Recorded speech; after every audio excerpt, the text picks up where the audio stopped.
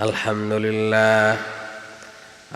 لله نحمده ونستعينه ونستغفره ونؤمن به ونتوكل عليه ونعوذ بالله من شرور أنفسنا ومن سيئات أعمالنا من يهد الله فلا مضل له ومن يضلله فلا هادي له ونشهد أن لا إله إلا الله وحده لا شريك له ونشهد أن محمدًا عبده ورسوله الذي أرسله بالحق بشيرا ونذيرا فقد قال الله تعالى في كلامه المجيد والفرقانه الحميد فأعوذ بالله من الشيطان الرجيم بسم الله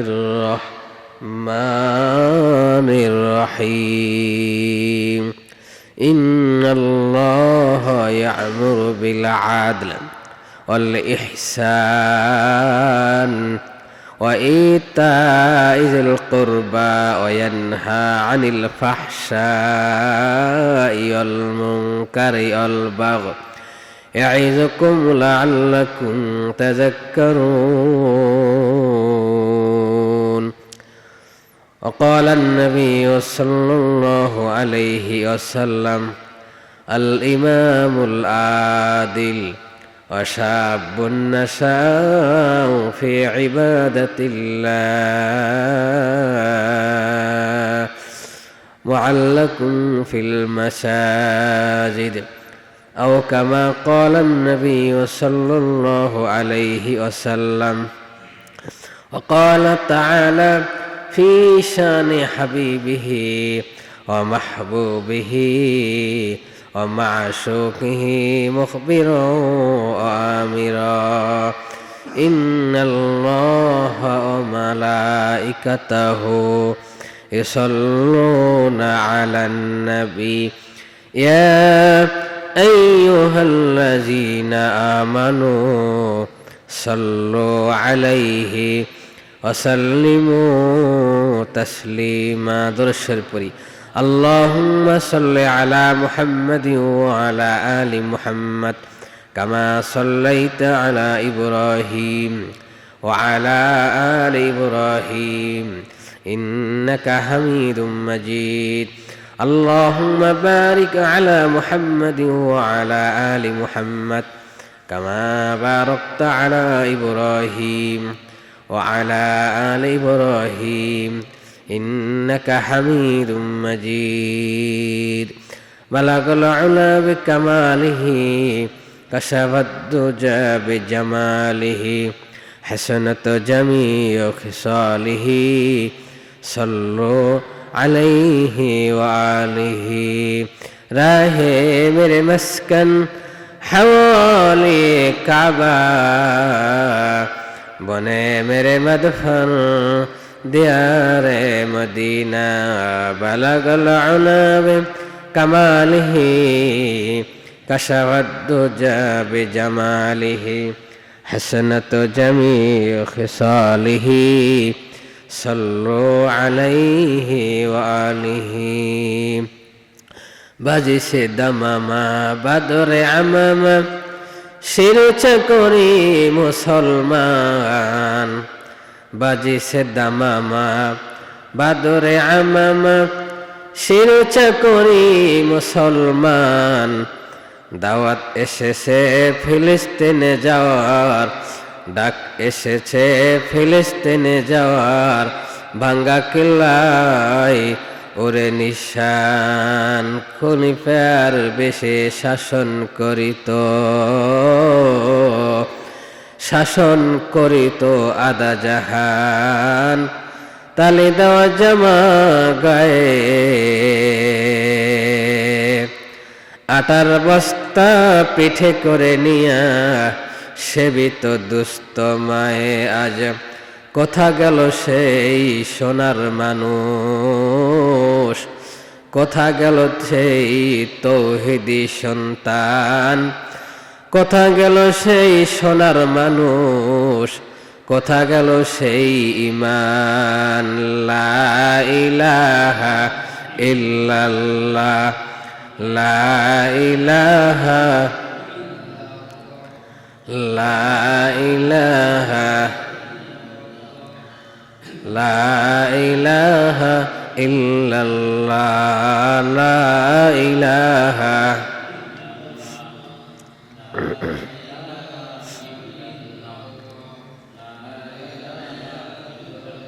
যাহার দিলে আছে আল্লাহর ভয় কাঁদে সে বাই নিরালায় যাহার দিলে আছে মরণের ভয় কাঁদে সে বাই নিরালায় আহারণ দিলাম ভালো লাগে না খাওয়া দাওয়া ভালো লাগে না ভালো লাগে শুধু ইল্লাল্লাহ লা ইলাহা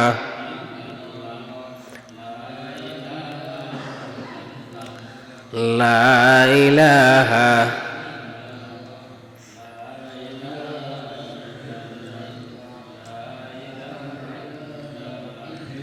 লা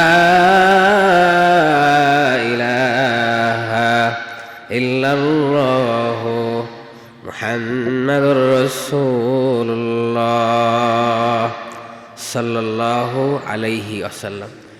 সম্মানিত মুসল্লিয়ানে কিরাম, বাসা বাড়িতে বসে আছেন, দোয়ার খনি, মাথার মণি, পর্দা নিশা সম্মানিতা মোহতারামা, মমতাময়ী শ্রদ্ধা সম্মানিতা মা ও বোনেরা, মহান আল্লাহ তাআলা নিকট লাখো কোটি শুকর।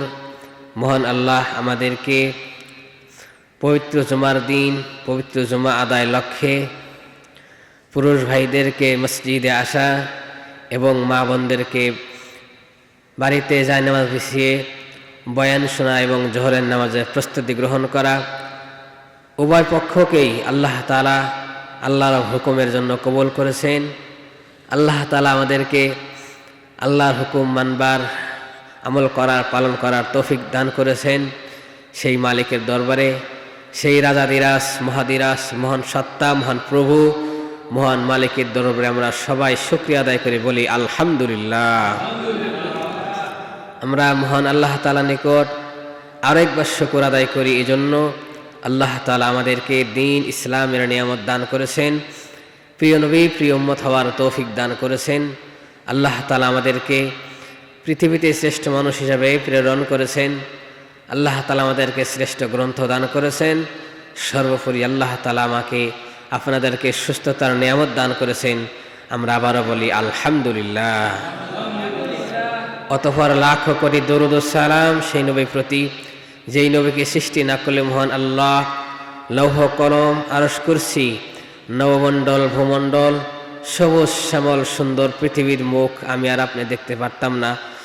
যেই নবীকে সৃষ্টি না করলে মহান আল্লাহ সাত আসমান সাত জমিন, জান্নাত জাহান্নাম, বেহেশত দোজখ, মিজান ফুলসিরাত হাসর নাসর আল্লাহ তাআলা কিছুই সৃষ্টি করতেন না। যেই নবীকে সৃষ্টি না করলে মহান আল্লাহ পৃথিবীর জমিনে জমজম কুয়ের পানি, মৃত্যুর পরে হাউজে কাউসারের পানি আল্লাহ তাআলা আমার আপনার জন্য রাখতেন না। যেই নবীকে সৃষ্টি না করলে আজ আমি আর আপনি জান্নাতের মেহমান হওয়ার, জুমার নামাজ সহ আল্লাহ তাআলার অন্যান্য বিধিবিধান মেনে জান্নাতের সেই সুমহান সৌভাগ্য অর্জন করতে পারতাম না। আমরা সেই নবীর তোফায়েলে, সেই নবীর রূহ আত্মায়, সেই নবীর রূহ মোবারকে আমরা সকলে পড়ি সাল্লাল্লাহু আলাইহি ওয়াসাল্লাম। সম্মানিত মুসল্লিয়ানে কিরাম, সম্মানিতা মা ও বোনেরা, আমি আপনাদের সামনে গত জুমার আগের জুমায় একটি গুরুত্বপূর্ণ একটি বিষয় আলোচনা করছিলাম।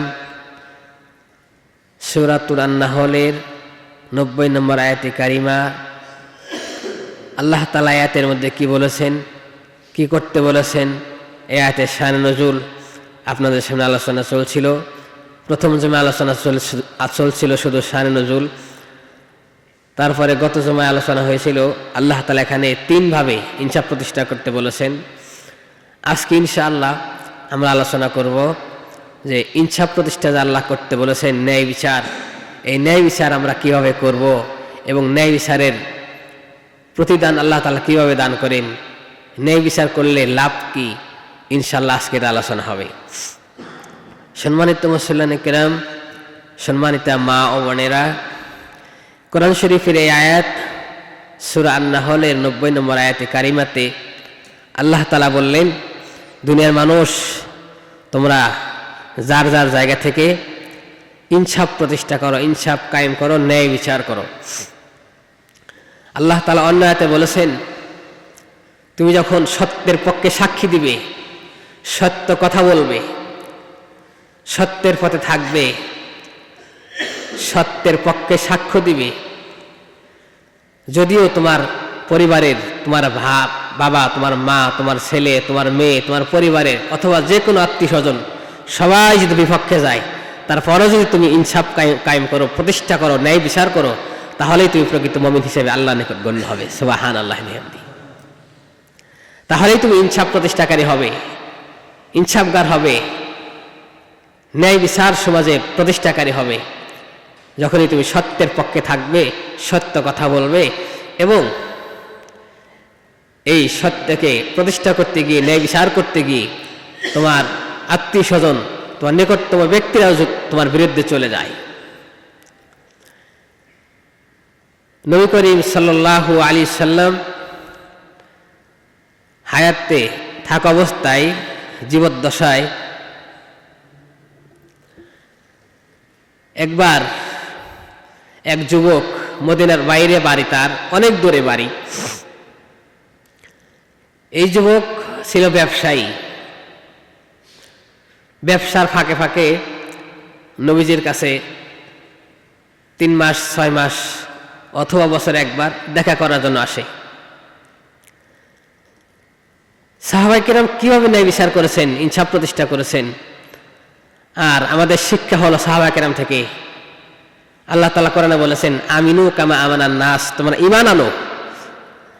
মুফাসসিরিনে কেরাম এই ঈমান আনো শব্দের আরো অর্থ বলেছেন যে আমিনু, তোমরা ঈমান আনো মানে হলো কোরআন হাদিস অনুযায়ী চলো, সত্যর পথ অবলম্বন করো, ইসলামের বিধান মানতে গিয়ে সাহাবায়ে কেরামকে তোমরা ফলো করো। সাহাবায়ে কেরামের ঈমান, সত্যতা যেমন ছিল ঠিক তেমনি তোমাদের মধ্যে আনার নাম হলো আমিনু কামা আমানান নাস। ঈমান আনো, সত্যের পথে থাকো, কোরআন হাদিসের পথে থাকো, যেমনি ভাবে সাহাবায়ে কেরাম যেই পথে, সত্যের পথে, ঈমানের পক্ষে তারা থেকেছে, ঠিক তোমাদেরও এইভাবে চলতে হবে। সুবহানাল্লাহি বিহামদিহি। তো এই যুবক ব্যবসা করত, মাঝে মাঝে নবী করিম সাল্লাল্লাহু আলাইহি সাল্লামের কাছে দেখা করতে যাইত। একবার ব্যবসায়ী কাজে, সামাজিক পারিবারিক ব্যস্ততার কারণে অনেক দিন পার হয়ে গেছে, নবীজির কাছে যেতে পারে না। অনেক বছর চলে গেছে, নবীজির কাছে যেতে পারে না। একদিন হঠাৎ মনে হলো, আরে আমি তো ব্যবসায়ী কাজে ব্যস্ত, আমি সংসার নিয়ে, পরিবার নিয়ে, দেশ নিয়ে ব্যস্ত, কিন্তু আমার নবী, যেই নবীকে সৃষ্টি না করলে আল্লাহ তাআলা কিছুই সৃষ্টি করতেন না, আমার কলিজার টুকরা নবী, এই নবীজির কাছে তো অনেক দিন হয়ে যায় না। তো নবীজির সাথে দেখা করার উদ্দেশ্যে রওনা দিলেন বাড়ি থেকে, প্রায় 500 মাইল দূরে। আর ওই সময় তো এত উন্নত মানের যানবাহন, বিমান, গাড়ি, বাস, সিএনজি, ট্রেন ছিল না।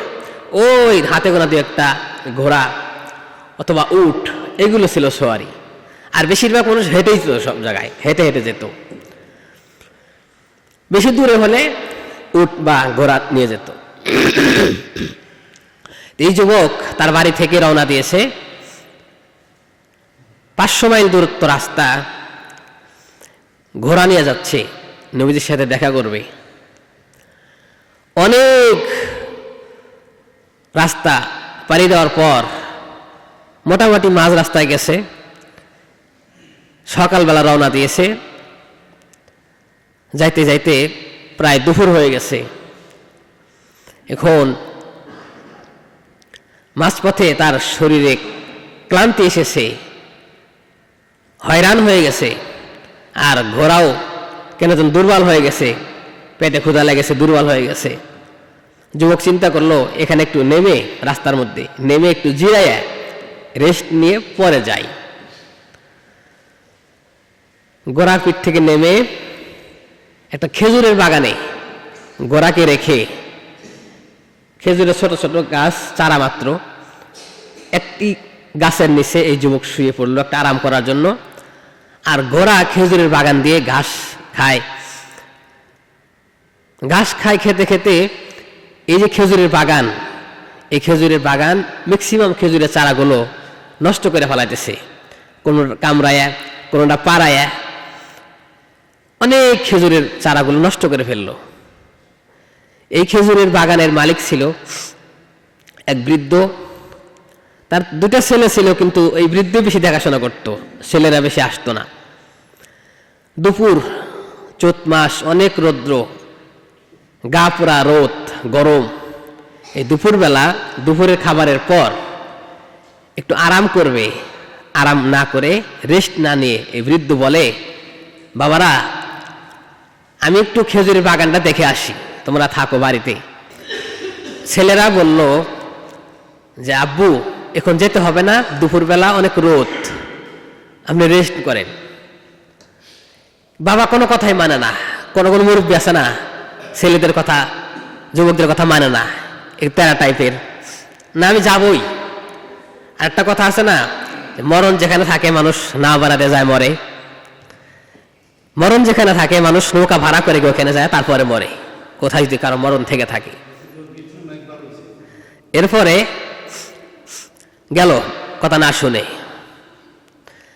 ইসলামের ভাষায় একটা কথা আছে, মরণ যদি কারো লেখা থাকে, এই মরণ থেকে পালানোর জন্য যত চেষ্টাই করুক, একবারে পৃথিবীর সেরা গ্লাসের মধ্যে সুরক্ষিত হওয়ার জন্য গ্লাসের ভিতরে চলে যায়, চতুর্দিকে গ্লাস দিয়ে লাগানো থাকে, লোহার খাঁচায় থাকে, আকাশে যায়, মাটির নিচে যায়, মরণ সেখানে যায়।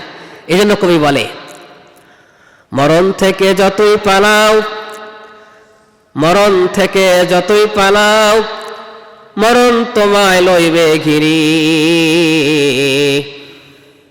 মরণ থেকে বাঁচার জন্য যদিও যাও আকাশ পানে লাগাই সিঁড়ি। মরণ থেকে যতই পালাও, মরণ থেকে যতই পালাও, মরণ তোমায় লইবে ঘিরি। মরণ থেকে বাঁচার জন্য যদিও যাও আকাশ পানে লাগাই সিঁড়ি। কবি বলেন, হে মানুষ, তুই মরণ থেকে বাঁচার জন্য যদি আকাশে ওঠার জন্য আকাশ পরিমাণ বড়, এত বড় সিঁড়ি লাগাও, আকাশে যাবে, মরণ তোমাকে সেখানেই ধরে ফেলবে, মরণ সেখানেই ধরে ফেলবে। এটাই হলো ইসলামের বিধান, এটাই হলো মহাসত্য। সুবহানাল্লাহি বিহামদি। এই জন্য দেখবেন নাস্তিক, মুরতাদ, বেঈমান, ইসলাম বিদ্বেষী সব অস্বীকার করবে, জান্নাত জাহান্নাম অস্বীকার করবে, আল্লাহকেও কোনো সময় অস্বীকার করে না, আউযুবিল্লাহ, কিন্তু মরণ কেউ অস্বীকার করে না আজ পর্যন্ত। সুবহানাল্লাহি বিহামদি। মরণ স্বীকার করবেই। এই বৃদ্ধ ছেলেদের কথা না শুনে গেল খেজুরের বাগান, খেজুর দেখতে। মনে আছে না ঘটনা? খেজুরের বাগান দেখতে গেছে বৃদ্ধ, যা দেখে সর্বনাশ, ম্যাক্সিমাম চারাগুলো, খেজুরের চারা, এই ঘোড়া সব নষ্ট করে দিছে। কি ব্যাপার? ঘোড়া দেখা যায়, আবার একটা মানুষ শুয়ে আছে। তখন এই বৃদ্ধ রাগের চোটে, কত কত বুড়া আছে না, হুদায় রাগী, রাগ করে, জায়গাও জায়গা রাগ দেখায়। এই বুড়া রাগ করে একটা পাথরের টুকরা নিয়ে এই ঘোড়ার দিকে মারছে। তার উদ্দেশ্য ছিল ঘোড়াকে সরায় দেওয়া বা সামান্য আঘাত করা, কিন্তু ঘোড়াটা এই পাথরের আঘাত খেয়ে এমন একটা পয়েন্টে লেগেছে ঘোড়ার, এই পাথরের আঘাত খাওয়ার সাথে সাথে, ঢিল পাওয়ার সাথে সাথেই ঘোড়া ধরাশায়ী হয়ে একেবারে সাথে সাথে পৃথিবী থেকে চলে গেল, মরে গেল, মৃত্যুবরণ করলো। এখন এই যুবক এই ঘোড়াতে নবীজির কাছে যাবে, আবার বাড়িতে যাবে, ঘোড়াই তার একমাত্র সম্বল, সওয়ারি, যানবাহন। যুবক এইবার রাগ করে, কথা কাটাকাটি করে, বাক বিতণ্ডতায় ঝগড়া করে, রাগ হয়ে এই বৃদ্ধকে সামান্য এক পর্যায়ে আঘাত করতে চাইল। মারার উদ্দেশ্য ছিল না, মানে এমনি মারামারি লাগলে মানুষ মারে না, মারধর করে না। এই যুবক, যৌবন বয়স, রাগ, আমার ঘোড়াটা শেষ হয়ে গেল, যাবো কি করে। বাস এমন একটা জোরে থাপ্পড় দিছে অথবা তাকে জড়ায় ধরছে নিচে ফালাইয়া, মানে শাস্তি দেওয়ার জন্য যে কোনোভাবেই তাকে আক্রমণ করছে। বাস বৃদ্ধ সাথে সাথে ওখানে ঘোড়া পাশে বৃদ্ধ মরে গেল। ইন্না লিল্লাহি ওয়া ইন্না ইলাইহি রাজিউন। বৃদ্ধ মরে গেল ওই যুবকের আক্রমণে, থাপ্পড় দিল অথবা লাথি দিছে অথবা যে কোনোভাবে আক্রমণ করছে, মারা গেছে। এখন ঘোড়ার পাশে মানুষ, বৃদ্ধ মানুষটা শুয়ে আছে। আগে ছিল লাশ একটা, এখন হলো দুইটা। মানুষও শুয়ে আছে ঘোড়ার পাশে, দুইটি লাশ, দুটি মৃত দেহ শুয়ে আছে। এখন এই যুবক চিন্তা করে, হাই হাই করলাম কি, রাগের মাথায় আমি যুবক এই বৃদ্ধকে মেরে ফেললাম।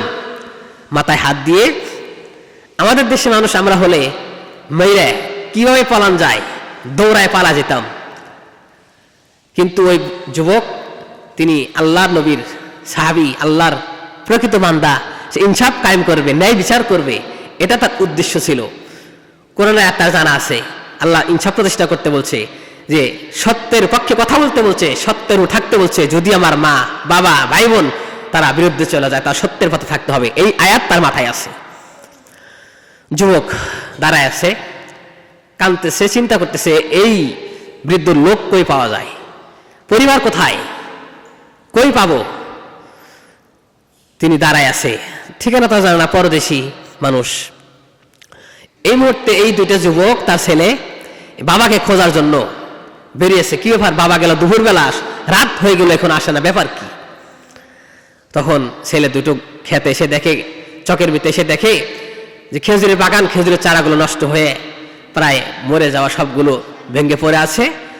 একটা ঘোড়া শুয়ে আছে মরা অবস্থায়, আর তার বাবা শুয়ে আছে মরা অবস্থায়, মৃতদেহ দুটো পড়ে আছে, আর যুবক দাঁড়ায় আছে ওই কোনায়। দুইটা যুবক একটা যুবককে দেখে, দেখার পর বলে, যুবক বলো কি ঘটনা, এই ঘোড়াটা মরা কেন, আর আমার এই যে বৃদ্ধ মরা মানুষ, আমার বাবা, বাবা মরা কেন, আমার বাবা মরে আছে কেন, আর ঘোড়া মরে আছে কেন, বলো। তখন যুবক বলে, ভাই তুমি কি, তোমরা দুজন কি এই বৃদ্ধ ছেলে? বলে হ্যাঁ। শোনো ঘটনা, আমার ঘোড়াকে তোমার বাবা মেরেছে, চারা নষ্ট করেছে, আর আমি তোমার বাবাকে মারার উদ্দেশ্য আক্রমণ করে নেই, একটু রাগারাগি করে মাথায় রাগ উঠে গেছে, যুবক মানুষ, রক্ত লাল হয়ে গেছে, আমি তোমার বাবার উপর আক্রমণ করেছি, আর তোমার বাবার সাথে সাথে ইন্তেকাল করেছে, মারা গেছে, আমি মারার উদ্দেশ্যে মারি নাই, আক্রমণ করি নেই। তখন কি করা? তখন এই দুই যুবক বলে, এখন তো হত্যার বদলে হত্যা, কতলের বদলে কতল, হত্যার বদলে হত্যা, তোমাকে এই মৃত্যুদণ্ড করতে হবে, তোমাকে তোমার ফাঁসি হতে হবে। এখন চলো। ওই সময়, যে সময় ঘটনা, ওই যে বলছিলাম নবীজির কাছে অনেক যাইতো, কিন্তু এমন একটা সময় গ্যাপ হয়ে গেছে, নবীজির কাছে যায় না, অনেক বছর চলে গেছে। ওই সময়টা হলো নবীজি ওই সময় বেঁচেই নাই। ওই সময় শাসনকাল ছিল হল হযরত ওমর রাদিয়াল্লাহু তাআলা আনহু, সুবহানাল্লাহ। নবীজির ইন্তেকালের পরে আবু বকর সিদ্দিক রাদিয়াল্লাহু তাআলা শাসন করেছেন, তিনিও চলে গেছেন, এখন শাসন চলছে ওমর রাদিয়াল্লাহু তাআলা আনহু। এই সময়ের ঘটনা। বাস বিচার গেছে ওমরের কাছে, যে ওমরের কথা আমরা কে না জানি, যে রাস্তা ওমর যাইতো, শয়তান ওই রাস্তা যাইতো না। যুবক, দুই যুবক, তিন নম্বর যুবক নিয়ে গেছে, তিনজন যুবক গেছে, একজন আসামি আর দুইজন বাদী। ওমর রাদিয়াল্লাহু তাআলা আনহু দরবার বিচার দিয়েছে যে এই যুবক আমার বাবাকে হত্যা করেছে, বিচার চাই। ইসলামের বিধান হলো হত্যার বদলে হত্যা। ঘোষণা দিল, ঠিক আছে, হত্যার বদলে হত্যা। এলান দিল সারা দেশব্যাপী, সব মানুষ জড়ো করলো যে হত্যার বদলে হত্যা হবে। এই যুবক, এই দুই যুবকের বাবাকে মেরেছে, হত্যা বিচার হবে, ফাঁসি হবে। তখন ওমর রাদিয়াল্লাহু তাআলা আনহুর কাছে ওই যুবক বলে যে, খলিফাতুল মুসলিমিন ওমর, আপনি আমার বিচার করবেন অবশ্যই, যেহেতু হত্যার বদলে হত্যা ইসলামের বিধান। তবে একটা কথা, আমি একজন ব্যবসায়ী মানুষ, অনেক মানুষ আমার কাছে টাকা পাবে, আমিও মানুষের থেকে পাবো, আমার কাছে পাবে, আমাকে একদিন সময় দিন, আমি আমার এলাকায় গিয়ে সব পাওনাদার টাকাগুলো দিয়ে আসি, যাদের থেকে টাকা পাই আমার মার কাছে দিই, মা বেঁচে আছে, কেউ নাই আমার, মার থেকে মাপ নিয়ে আসি, মার সাথে দেখা করে আসি। তখন ওমর রাদিয়াল্লাহু তাআলা চিন্তা করলেন কি করা যায়। আশপাশ থেকে অন্যান্য মানুষ বলে, সাহাবায়ে কেরাম বলে যে, খলিফাতুল মুসলিমিন, এটা কি কোনোদিন হয়? চোর ছুটে গেলে কি আর আসে? উনি চলে যাবে, আমরা তেমনি চিনি না, পরদেশি, আর কখনো কি আসবে আসবে না, এটা হতে পারে না। তখন ওমর রাদিয়াল্লাহু আনহু বললেন, কথা তো ঠিক, তুমি যে যাবা, আসবা যে, নিশ্চয়তা কি, নিশ্চয়তা কি তুমি যে আসবা? তখন এই যুবক ডাকদা বলে, খলিফাতুল মুসলিমিন, আমিরুল মুমিনিন, খলিফাতুল মুসলিমিন ওমর রাদিয়াল্লাহু তাআলা আনহু শোনেন, হে সাহাবায়ে কেরাম তোমরা শোনো, আমি তো সেই যুবক, যেই যুবক মানুষ মারার পর, হত্যা করার পর পালায়া যায় নাই। ইচ্ছা করলে পালায়া যেতে পারতাম, কিন্তু পালায়া যায় নাই। আমি সত্যকে প্রতিষ্ঠা করার জন্য, ন্যায় বিচার করার জন্য, ইনসাফ প্রতিষ্ঠা করার জন্য আমি যুবক নবীজির কাছে মাঝে মধ্যে যাই দেখা করার জন্য। আমি নবীজির কাছে যাইতেছিলাম ন্যায় বিচার, সত্যই তো সত্য জিনিস, সত্য কথা বলার জন্য এবং ইনসাফ প্রতিষ্ঠা করার জন্য, ন্যায় বিচার করার জন্য আমি রাস্তা দিয়ে যাইতেছিলাম। প্রতিমধ্যে ঘটনা ঘটে গেল, আমি এই বৃদ্ধকে মারি নাই, মারার উদ্দেশ্য মারি নাই, কিন্তু আমার অজান্তেই অতর্কিতভাবে এই বৃদ্ধর উপরে আমি আক্রমণ করেছি, বৃদ্ধ মারা গেছে। আমি তো হত্যাকারী, আমি তো খুনি, কিন্তু পালা যায় নাই। আমি তো সেই যুবক, ইচ্ছা করলে পালা যেতে পারতাম। এতটুকুন বিশ্বাস রাখো, আমি পালা যাব না, আমি আবার আসবো, পাওনাদারকে বোঝাই আমি আবার আসবো, মার কাছ থেকে বিদায় নিয়ে আমি আবার আসবো। কিন্তু কেউ তার কথা শোনে না, একবার বলল, দুইবার বলল, তিনবার বলে, খলিফাতুল মুসলিমিন ওমর রাদিয়াল্লাহু তাআলা আনহু শুনুন, হে আমার সাহাবা বন্ধুরা শোনো, নবীর উম্মতেরা শোনো, হে আমার সাহাবায়ে কেরাম, নবীর সাহাবায়ে কেরাম শোনো, আমার ভাইরা শোনো, আমি তো সেই যুবক মানুষ মারার পর পালা যায় নাই। আমি তো কাছেই ছিলাম, আবার এখন আমি নিজেই স্বীকার করতেছি আমি হত্যা করেছি। আমি তো সেই যুবক পালা যায় নাই, নিজে হত্যাকারী স্বীকার করতেছি, নিজেই আমি আসামি, নিজের ভুল স্বীকার করতেছি। এই কথা বলে আর দুই চোখ ছেড়ে কান্না করে। একবার, দুইবার, তিনবার বলার পরে বলতেছে আর চোখ দিয়ে পানি। এই পানির তর্জমা কেউ বোঝে না, এটা লম্পট, ধোঁকাবাজ, বাটপার মানুষ না, এর ভালো মানুষ। কেউ বোঝে না যে আবার ফিরে আসবে, নিশ্চয়তা কেউ দিতে পারে না, কেউ বোঝে না। একজন সাহাবী, নাম হল আবু যার গিফারী রাদিয়াল্লাহু তাআলা আনহু। এই আবু যার গিফারী রাদিয়াল্লাহু তাআলা অনেক বড় সাহাবী, অনেক সম্মানিত সাহাবী। দুনিয়া এবং আসমানে ফেরেশতারা পর্যন্ত, দুনিয়া মাখলুকাত এবং আসমানে ফেরেশতারা পর্যন্ত আবু যার গিফারীর আলোচনা করতে থাকে। সেই আবু যার গিফারী রাদিয়াল্লাহু তাআলা আনহু, আবু যার গিফারী রাদিয়াল্লাহু তাআলা আনহু বলে ওমর রাদিয়াল্লাহু তাআলা আনহুকে, আমিরুল মুমিনিন ওমর রাদিয়াল্লাহু তাআলা আনহু, আপনি এই ব্যক্তিকে নিঃসন্দেহে, নির্বিঘ্নে, নির্দ্বিধায় ছেড়ে দেন। যদি এই পরদেশী, এই যুবক, এই বন্ধু যদি না আসে আগামীকাল, আমি ফাঁসির কাস্টে যাব, আমি নিজে আমার জীবন দেব, তবু এই যুবকটাকে ছেড়ে দেন। বলেন সুবহানাল্লাহ, সবাই বলেন সুবহানাল্লাহ। তখন এই আবু যার গিফারী রাদিয়াল্লাহু তাআলার কথা অনুযায়ী যুবককে ছেড়ে দিল। যুবক প্রথমে তার মার কাছে গেল। মার কাছে গিয়ে বলে, মা আজকে এই ঘটনা ঘটেছে, আমাকে চলে যেতে হবে, আমাকে মাফ করে দিন, আর দেখা হবে না, জান্নাতে দেখা হবে। মার চোখ দিয়ে পানি। কোনো মাকে ছেলে ছেড়ে দিতে চায়?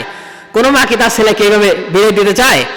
মার চোখে পানি রেখেই আবার বেরিয়ে পড়লো ওই যে যারা পাওনাদার, তাদেরকে টাকা দিতে, যাদের থেকে পায় টাকা আনার পর আবার গেল। এই যে গেল, আইলো, মার কাছে গেল, মানুষের কাছে গেল।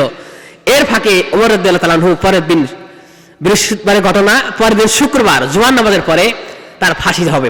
জুমার নামাজের পরে এলান দিয়েছে, সারা মদিনাতে, সারা আরবে এলান দিয়েছে যে অমুক যুবকের হত্যার বদলে হত্যা হবে, ফাঁসি হবে। এরপরে সমস্ত মানুষ, মদিনার মানুষ ওই দিন জুমার নামাজ পড়তে এসেছে। মসজিদ ভর্তি, মাঠ ভর্তি, রাস্তায় কানায় মানুষ, হত্যার বদলে হত্যা হবে, ফাঁসি হবে, দেখবে সবাই। জুমার নামাজের পর এই যুবক আসে না, 2টা বাজে, 3টা বাজে, আসে না। মানুষ বলাবলি করতে, এই বলছিলাম না আসবো না, পলাইছে বলছিলাম না, বলাবলি করতে আসে না। এবার ওমর বলে, আবু যার, তুমি না বলছো, তুমি দায়িত্ব নিচ্ছ, তুমি জিম্মাদার, আসো, এবার তুমি আসো। আবু যার ফাঁসির কাস্টের দিকে, মঞ্চের দিকে যাচ্ছে, মানুষ তাকায় আছে, ফাঁসি হবে। ঠিক এই মুহূর্তে দেখে ও অনেক দূরে, অনেক ধুলা উড়ানির মতো দেখা যায়, ধুলা দেখা যায়, শব্দ শোনা যায়, ঘোড়ার খটখট শব্দ শোনা যায়, আর মানুষের মতো দেখা যায় অনেক দূর থেকে।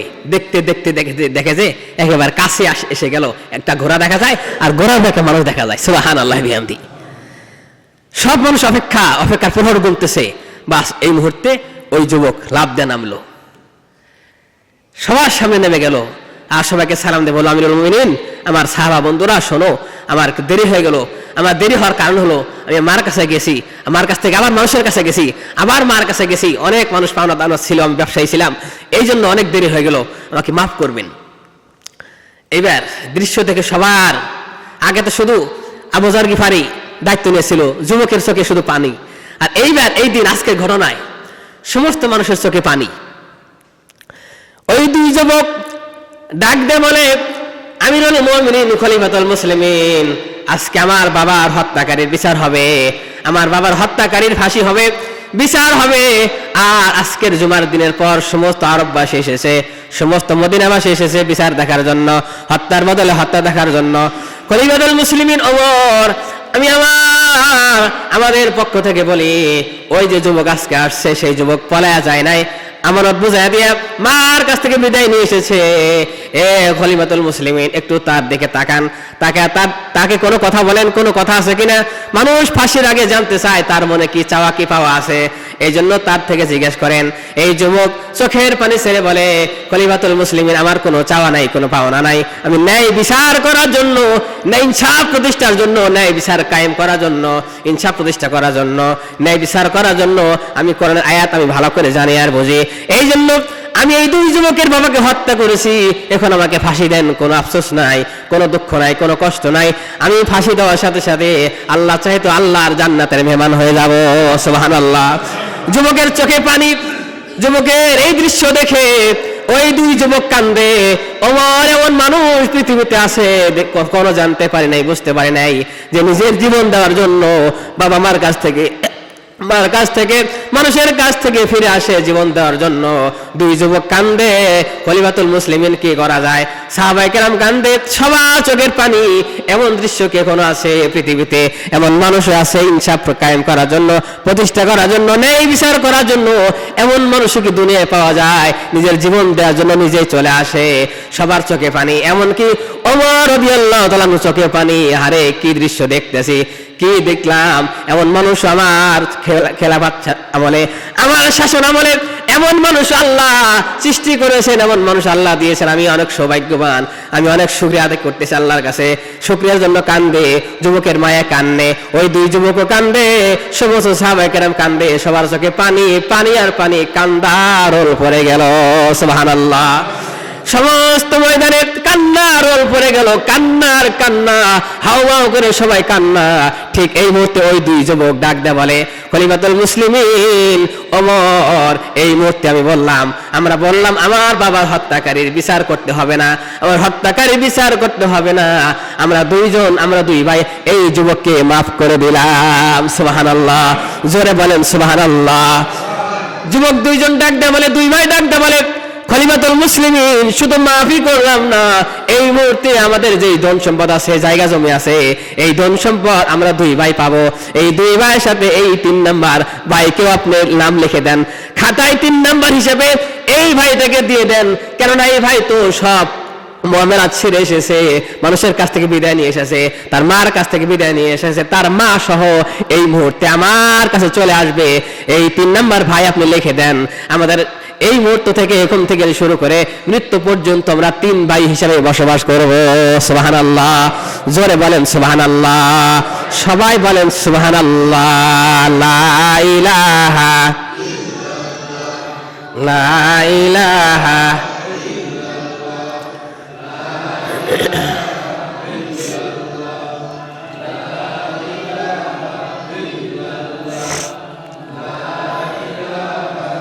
দিন থাকিতে নাকি করো সদা, কাজে লাগিবে তোমার সন্ধ্যাবেলা। অন্ধকার বরে তোমার, অন্ধকার বরে তোমার থাকতে হবে একেলা। লা ইলাহা লা ইলাহা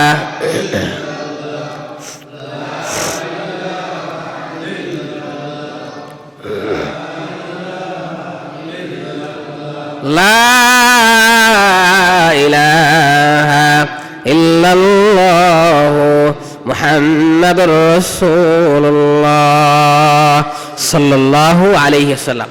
তাহলে বলছিলাম আজকের জুমা ইনসাফ প্রতিষ্ঠা করতে হবে, ন্যায় বিচার করতে হবে, ন্যায়ের পক্ষে থাকতে হবে, সত্যের পক্ষে থাকতে হবে।